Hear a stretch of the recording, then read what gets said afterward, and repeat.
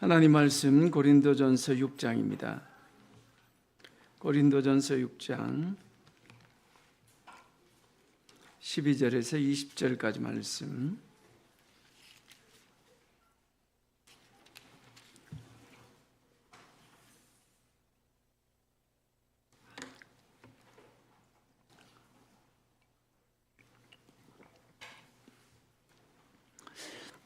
모든 것이 내게 가하나 다 유익한 것이 아니요 모든 것이 내게 가하나 내가 무엇에든지 얽매이지 아니하리라.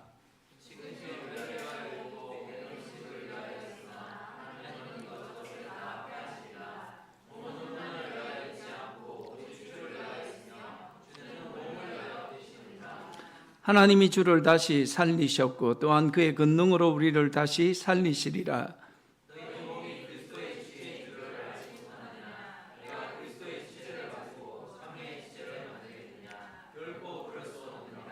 장녀와 파는 자는 그와 한 몸인 줄을 알지 못하느냐. 일러스되 둘이 한 육체가 된다 하셨나니 엄행을 피하라. 사람이 범하는 죄마다 몸 밖에 있거니와 엄행하는 자는 자기 몸의 죄를 범하느니라.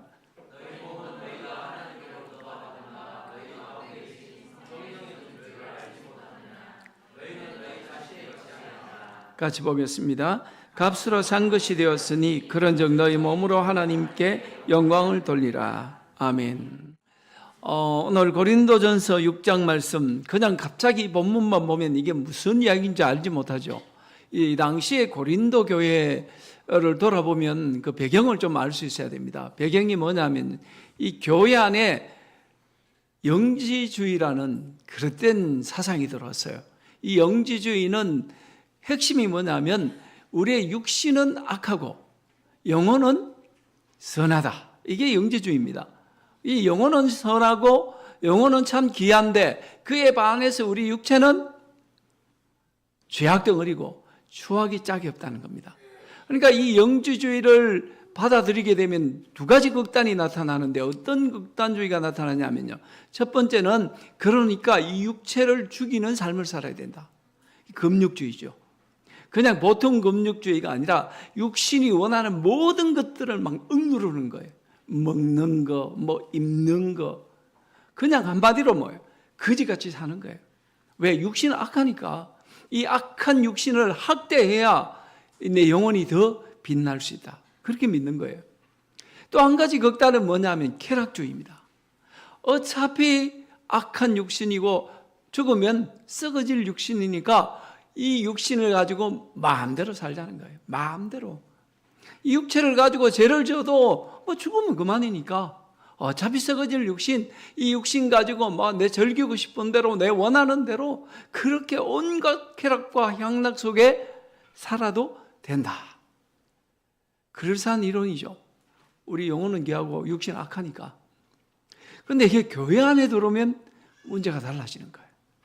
교회 안에서까지 이 영지주의가 들어오니까 어떤 현상이 일어납니까? 한번 보세요. 13절에 사람들이 뭐라고 이야기합니까? 음식은 배를 위하여 있다. 이 말은 무슨 말이에요? 먹는 거는 오직 우리 배를 채우기 위해서 있는 거 아니냐. 그러니까 우리 배를 채우기 위해서 먹는 건 죄가 아니라는 거예요. 내가 뭐 좋은 것을 먹든 나쁜 것을 먹든 아이스크림을 먹든 술을 마시든 상관없어. 그 모든 것들은 결국 내 배를 위한 거니까. 그런데 이와 같은 논리가 어디에 이어집니까? 몸은 음란을 위하여 있다는 거예요. 이렇게 사도 바울이 갑자기 몸은 음란을 위하여 있지 않고 이 말을 왜 할까요? 교회 안에, 고린도 교회 안에 이렇게 주장하는 사람이 있는 거예요. 음식들은 배를 위하여 있듯이 쾌락은 우리 몸을 위하여 있는 거야. 그러니까 마음대로 살아. 어디에 있어요? 교회 안에서. 교회 안에서. 그러면 이런 논리들이, 이런 주장들이 막 교회 안에 팽배하게 되면 고린도 교회에 나타났던 현상들이 어떤 현상이냐면요. 아버지의 아내와 함께 살아. 고린도 교회 실제로 그 일이 있었잖아요. 아버지의 아내와 지금 살고 있어. 아들이. 이게 여러분 있을 수 있는 이야기입니까? 그런데 이 영지주의 이론에 의하면 있을 수 있어요. 어차피 육신은 쾌락을 위해 있는 거니까. 쾌락은 뭘 위해서 있어요? 우리 몸을 위해서 있는 거니까 뭐 어떻게 살아도 상관없다는 거예요. 어떤 어떤 쾌락을 위해서 어떤 죄를 저질러도 그건 문제가 되지 않아. 결국 모든 쾌락이라는 것은 우리 육체를 위해서 있는 거니까. 이게 교회 안에서 확실히 따라서 교회를 어지럽게 한단 말이에요. 그래서 여러분 오늘 이 본문의 제목이 뭐예요? 몸으로 하나님께 영광을. 뭘 가지고요? 몸. 영지주의는 뭐라고 주장했습니까? 이 몸은 하나님께 애초에 영광을 돌릴 수 있는 게 아니야. 왜? 몸은 악한 거니까. 이 악한 것을 가지고 어떻게 하나님께 영광을 돌릴 수 있어요? 근데 바울은 아니라는 거예요. 바울은 그거 아니야. 그건 잘못됐다는 거예요. 엄나는 몸을 위하여 있는 게 아니고, 엄나는 몸을 위하여 있는 게 아니야. 우리의 몸을 가지고 우리는 주님을 위하여.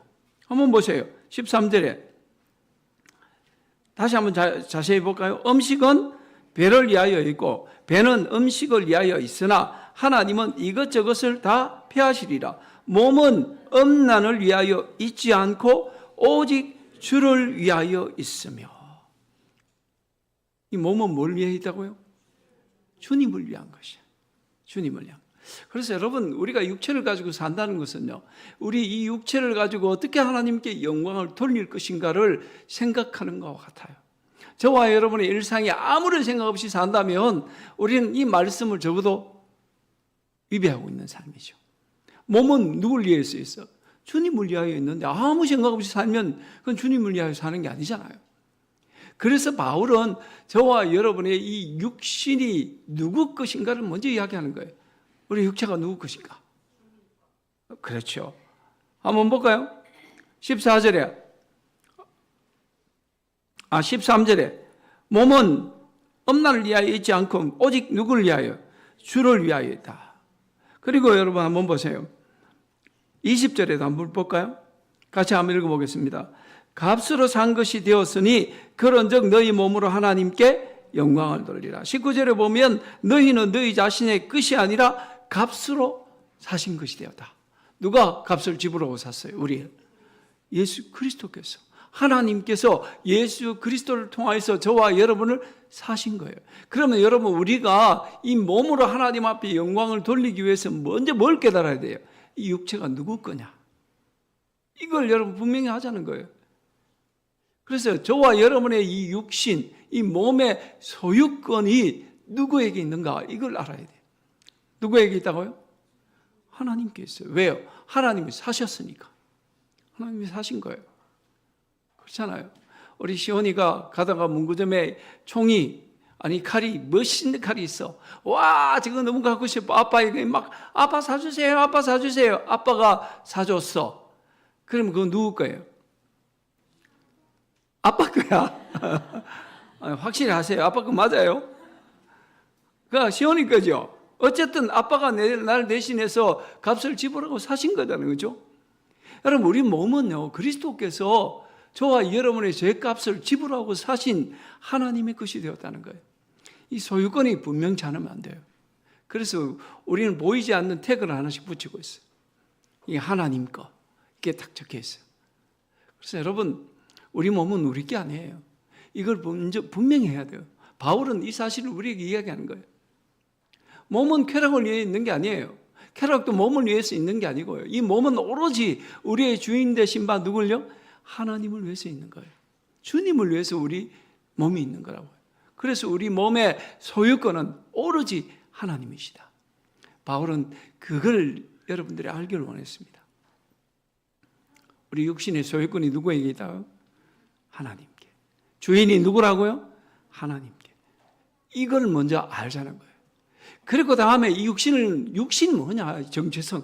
이 몸의 정체성. 정말 영지주의가 이야기하는 것처럼 이 몸은 오로지 쾌락만을 위해서 존재하는 건가? 몸은 죄악 덩어리고 이 몸은 어차피 썩어질 것이고 이 육체는 아무짝에도 쓸모없는 그런 악한 것인가? 이 육체가 가지는 정체성. 거기에 대해서 여러분 한번 보세요. 15절 말씀을 같이 한번 읽어보도록 하겠습니다. 같이 읽겠습니다. 시작.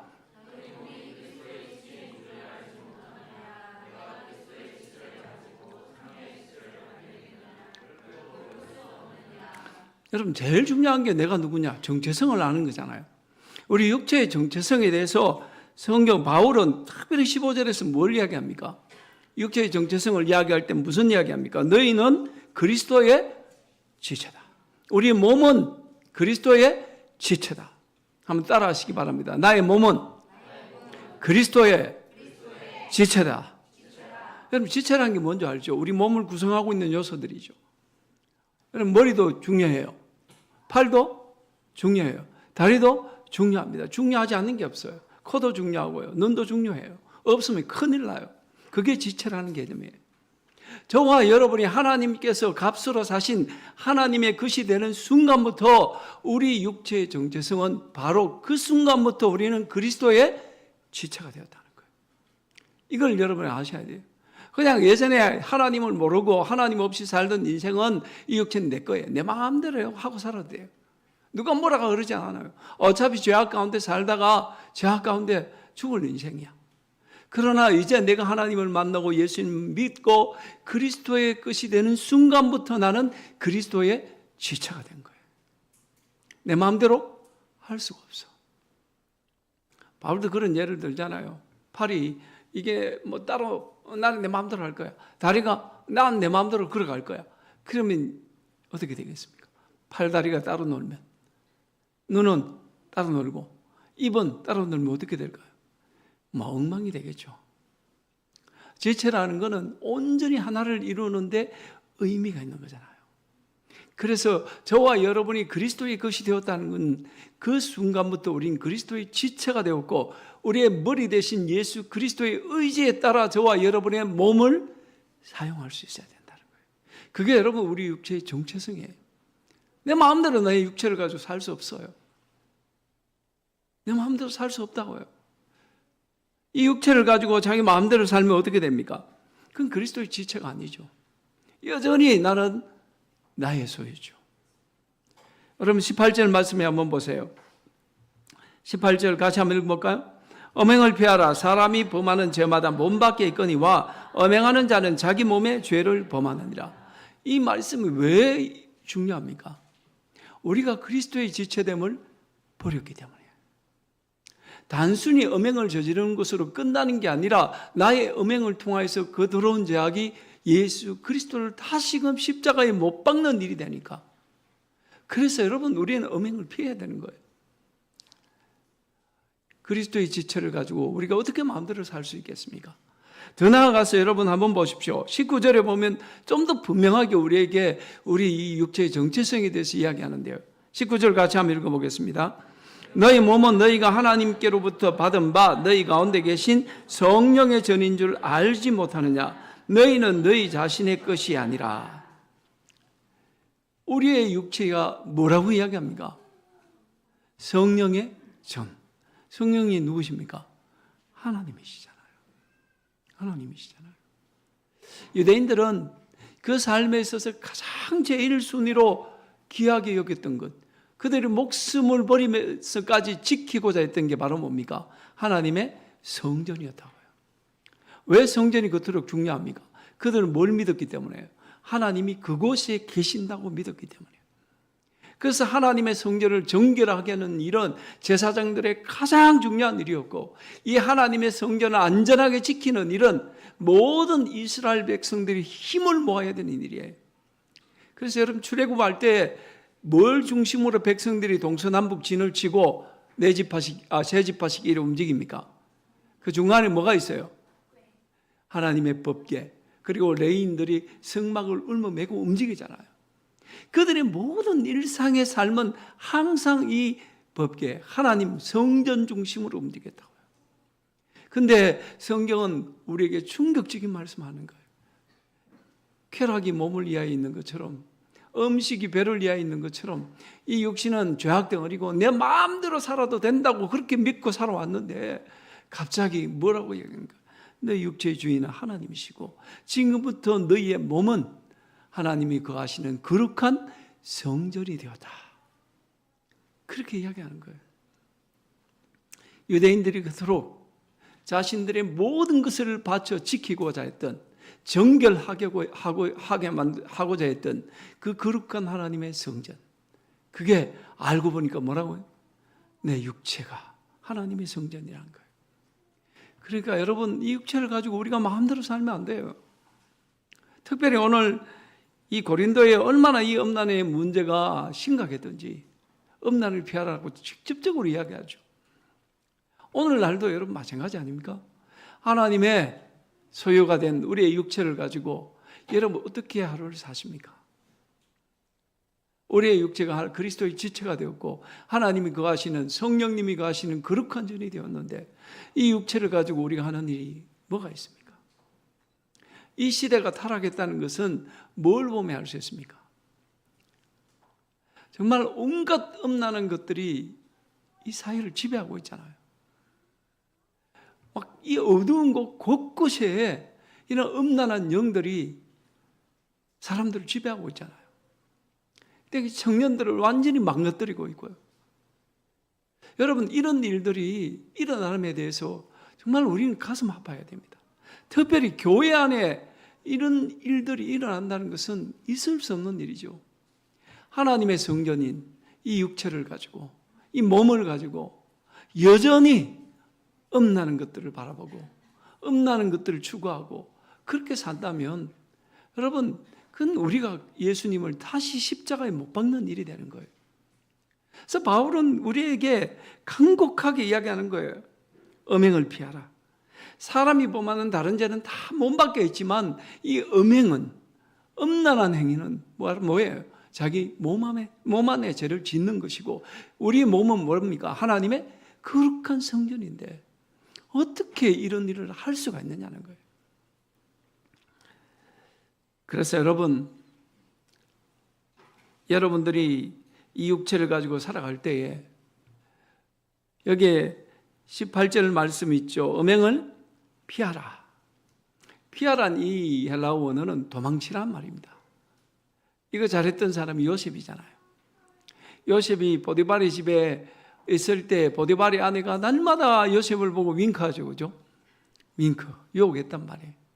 그때 단둘이 놓이게 된 상황에 있을 때 요셉이 뭘 했습니까? 나는 믿음이 있으니까, 믿음이 충만하니까, 하나님이 나와 함께 하시니까 난 이길 수 있을 거야. 그렇게 하지 않았어요. 도망갔어요. 겉옷을 벗어 던지고. 모든 죄에 대해서 우리는 우리의 의지를 가지고 싸워야 되지만요, 이 음란한 문제, 음행의 문제에 대해서는 도망가야 합니다. 도망가야 돼요. 특히 우리 청년의 때에는 뭐 두말할 것도 없죠. 이 문제가 해결이 안 되면 우리는 이제 여전히 음행의 죄 때문에 눌려 살 수밖에 없고 영적으로 자유롭지 못해요. 그래서 하나님 앞에서 우리는 음행을 어떻게 해요? 피하셔야 돼요. 도망가셔야 돼요. 다시 이런 죄에 노출되지 않도록 여러분 자신을 피신시켜야 돼요. 무슨 죄에 대해서만큼은요? 음행의 죄에 대해서만큼은. 여러분 자신을 노출시키지 마세요. 내가 이겨낼 수 있다고 여러분 자신감 가지면 안 돼요. 못 이겨요. 못 이기니까 피하라는 거예요. 도망가야 돼요. 도망가야 될 자리에 눈만 멀뚱 뜨고 있으면 여러분 다윗처럼 되는 겁니다. 다윗이 왕궁에서 서늘한 곳에서 쉬다가 저 멀리 목욕하는 여인을 봤죠. 그러면 이 말씀대로 하면 어떻게 해야 돼요? 피해야죠. 도망가야죠. 보고는 모른 척 고개를 돌리고 내려가야죠. 그런데 자세히 관찰했어. 그리고 저 아무개 집에 사는 여인이 누구냐 묻잖아요. 알아내잖아요. 그게 이미 뭐예요? 정복당한 거예요. 자신을 노출시켜버렸잖아요. 그래서 오늘 이 말씀은 우리에게 분명한 진리를 이야기합니다. 음란은 몸을 이야기하는 게 아니에요. 음행은 죄악이고요. 우리 여러분의 육체가 하나님께 하나님께서 사심받은 하나님의 소유가 되었다는 사실을 알고 우리의 육체는 그리스도의 지체요 하나님의 거룩한 성전임을 꼭 기억하십시오. 그러니까 우리는 땅에서 어떻게 살아야 돼요? 육체를 가지고 거룩하게 사셔야 돼요. 거룩하게. 음란한 일에 여러분들의 몸을 맡기지 말고 드러내지 말고 피하십시오. 그래서 우리의 정결함을, 하나님 앞에서 우리의 순결함을, 그리스도의 신부됨을 고백하며 살아가는 우리 주님의 신실한 성도님들 되시기를 축원합니다.